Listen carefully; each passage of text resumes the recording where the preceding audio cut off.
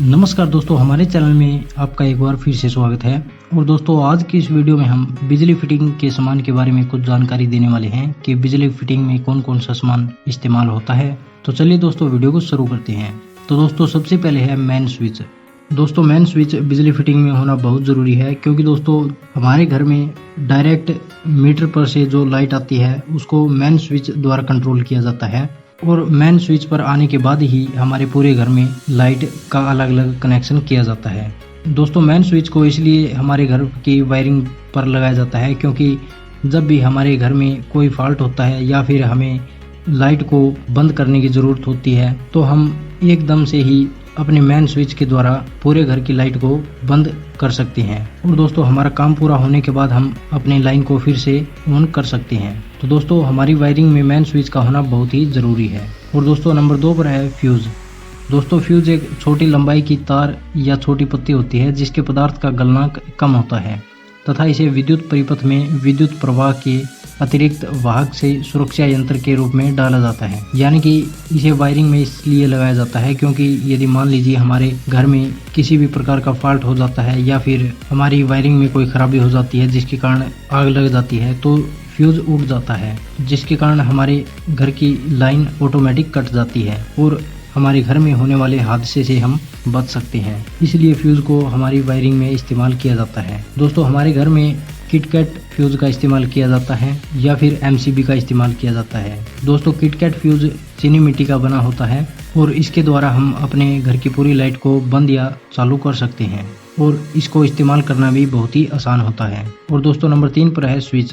दोस्तों, वह यंत्र जो विद्युत परिपथ को आसान तरीके से चालू करता है या बंद करता है, और वो भी एक बटन के साधारण हिलाने से, उसे स्विच कहते हैं। स्विच मुख्यतः 2 प्रकार के होते हैं, सरफेस और टम्बलर स्विच और फ्लैश स्विच। और दोस्तों, नंबर 4 पर है सीलिंग रोज। इसका उपयोग झूमर, लैंप, पंखा या फिर ट्यूब के प्रतिष्ठान को सरफेस तारों द्वारा जोड़ने के लिए किया जाता है। यह सामान्यतः 2 हिस्सों का बना होता है। एक होता है आधार तथा दूसरा होता है ढक्कन यानी कवर। आधार बैकलाइट या चीनी मिट्टी का बना होता है। यह 2 या अधिक टर्मिनल प्लेटों के साथ लगा हो सकता है। इसका ढक्कन भी बैकलाइट का बना होता है तथा ढक्कन में सरफेस तार निकालने के लिए एक छेद भी होता है। दोस्तों, यह अलग अलग वोल्ट और अलग अलग एम्पियर में आते हैं। और दोस्तों, नंबर 5 पर है सॉकेट आउटलेट। इसका उपयोग उपकरणों में जैसे कि मेज वाला पंखा, रेडियो तथा विद्युत आदि को अस्थायी आपूर्ति संपर्क देने के लिए किया जाता है। 3 पिन वाली आउटलेट सॉकेट में 3 खाली टर्मिनल होते हैं। इसमें 2 छेद एक ही आकार के होते हैं, जिसमें हमारा नेगेटिव और पॉजिटिव तार होता है, और तीसरा बड़ा छेद होता है जो कि अर्थ के साथ जोड़ने के लिए होता है। दोस्तों, नंबर 6 पर है लैंप होल्डर। लैंप होल्डर या बल्ब होल्डर एक ही चीज होती है। बल्ब होल्डर का आपको शायद पता होगा, क्योंकि हमारे घरों में जो बल्ब जलते हैं वह बल्ब होल्डर की मदद से ही जलाए जाते हैं।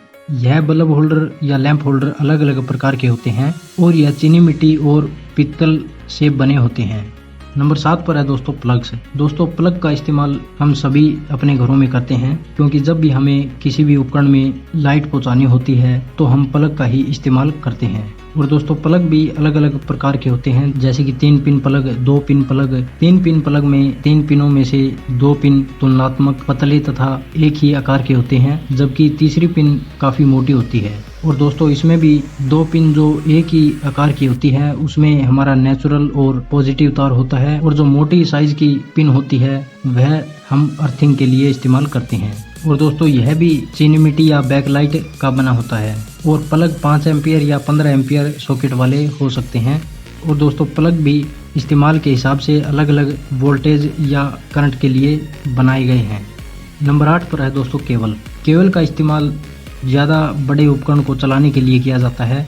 जैसे हमारे घर में खंबे पर से लाइट लाने के लिए हम केबल का इस्तेमाल करते हैं, या फिर अगर आपने कहीं खेतों में सबमर्सिबल ट्यूबवेल देखा हो तो वहाँ पर बड़ी केबल का इस्तेमाल किया जाता है। केबल कई प्रकार की होती है, जैसे VIR cable, CTS cable, PVC cable, lead sheathed cable, weather proof cable, tropodur cable, flexible cable, armoured cable. यह केबल अलग अलग साइज की होती है और दोस्तों हमारे यूज होने के हिसाब से हम इनमें से अलग अलग केबल को इस्तेमाल करते हैं। और दोस्तों नंबर 9 पर है फ्लेक्सिबल वायर। दोस्तों फ्लेक्सिव तार के बिना हम बिजली का उपयोग नहीं कर पाएंगे, इसलिए फ्लेक्सिव वायर अलग अलग साइज की आती है। तो आप जहां पर जो उपकरण इस्तेमाल करते हैं उसके लोड के हिसाब से आपको फ्लेक्सिव वायर का इस्तेमाल करना होगा। जैसे कि दोस्तों CFL, ट्यूबलाइट, फैन जैसे छोटे उपकरणों के लिए आप 1 स्क्वायर mm के साइज की तार का इस्तेमाल कर सकते हैं। और दोस्तों इससे बड़े उपकरण जैसे फ्रिज, कूलर, वॉशिंग मशीन जैसे उपकरणों के लिए आप 1.5 स्क्वायर mm के साइज की तार का इस्तेमाल कर सकते हैं। और दोस्तों इससे बड़े उपकरण जैसे पानी गर्म करने की road, water heater, room heater जैसे उपकरण के लिए आप 2.5 स्क्वायर mm की साइज के तार का इस्तेमाल कर सकते हैं। इस तरह से दोस्तों उपकरण के लोड के हिसाब से हम इन फ्लेक्सिव वायर को इस्तेमाल करते हैं। अगर आप ज़्यादा बड़े उपकरण पर और कम साइज की फ्लेक्सिव वायर का इस्तेमाल करते हैं तो आपकी वायरिंग खराब हो सकती है और आपकी वायरिंग जल सकती है। इसलिए आप उपकरण के लोड के हिसाब से ही इन वायरिंग का इस्तेमाल करें। और दोस्तों नंबर 10 पर है MCB यानी मैनिएचर सर्किट ब्रेकर। दोस्तों आजकल फ्यूज की जगह पर MCB का ही इस्तेमाल किया जाता है, क्योंकि दोस्तों MCB बहुत लंबे समय तक चलती है और यह मेन स्विच के साथ ही लगती है। वैसे तो हम इसको कहीं पर भी लगा सकते हैं, लेकिन इसका इस्तेमाल मेन स्विच के पास ही किया जाता है। तो जब भी हमारे घर की वायरिंग में कोई भी फॉल्ट होता है तो यह MCB अपने आप ही ऑटोमेटिक ऑफ हो जाती है और आगे होने वाले हादसे को बचा लेती है।